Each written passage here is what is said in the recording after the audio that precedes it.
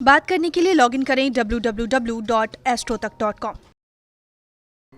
नमस्कार, बहुत स्वागत है आपका। आप देख रहे हैं चाल चक्र और मैं हूं आपके साथ शैलेंद्र पांडे।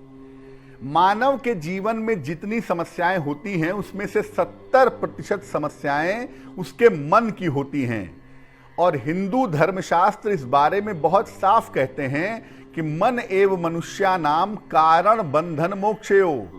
मन ही व्यक्ति के मुक्ति का और बंधन का कारण होता है।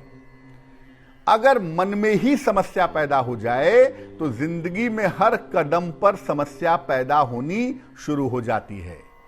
आखिर ये मन की समस्याएं होती क्या हैं और अगर मन से जुड़ी हुई समस्याएं हैं तो उन समस्याओं का समाधान कैसे किया जाए, आज इस विषय पर बात करेंगे।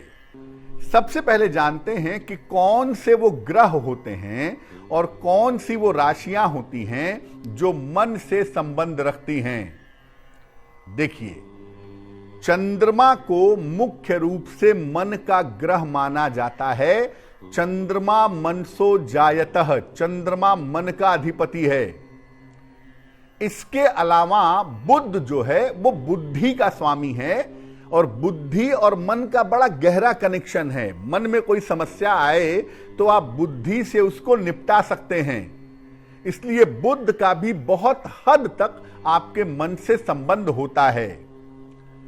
जल तत्व जो होता है कुंडली में, 5 तत्व से कुंडली बनती है किसी व्यक्ति की, उसमें जो जल तत्व होता है वो बेसिकली आपके मन का तत्व है, आपके इमोशन का तत्व है।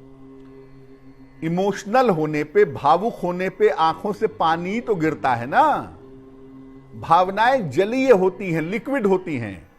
इसीलिए कर्क, वृश्चिक और मीन, ये 3 जो जल की राशियां हैं, ये भी आपके मन से संबंध रखती हैं।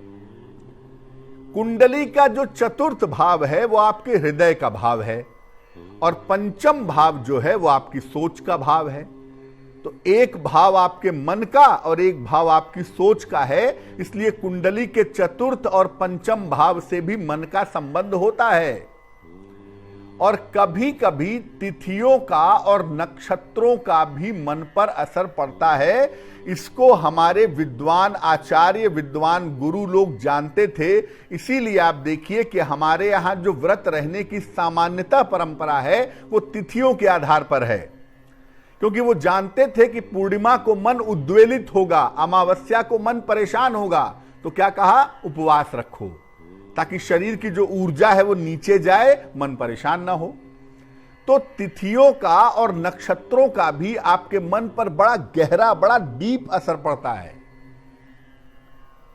अब आखिर वो कौन सी स्थितियां होती हैं, कौन सी परिस्थितियां होती हैं जब मन के ऊपर, मन की स्थिति के ऊपर उतार चढ़ाव होता है।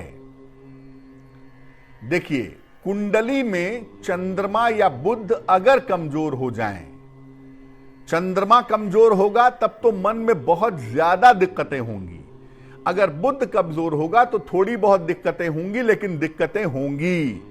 चंद्रमा या बुध में से एक भी अगर कमजोर हो गया कुंडली में तो मन की स्थिति में उतार चढ़ाव रहता है। ऐसा भी देखा गया है कि चंद्रमा जब उच्च राशि में होता है, लोग कहते हैं चंद्रमा बड़ा मजबूत है, उच्च राशि में बैठा हुआ है, लेकिन ऐसा है नहीं। आपको तिथि भी देखनी होगी। शुक्ल पक्ष की अष्टमी तिथि से लेकर के कृष्ण पक्ष की अष्टमी तिथि तक चंद्रमा मजबूत होता है और कृष्ण पक्ष की अष्टमी से शुक्ल पक्ष की अष्टमी तक चंद्रमा कमजोर होता है। तो आपको तिथि देखनी होगी। केवल उच्च का चंद्रमा ही आपके मन को बेहतर नहीं कर सकता। और जहां तक मैंने देखा है कि जिन लोगों का चंद्रमा उच्च का होता है, या तो वो योगी होते हैं या तो बहुत परेशान होते हैं।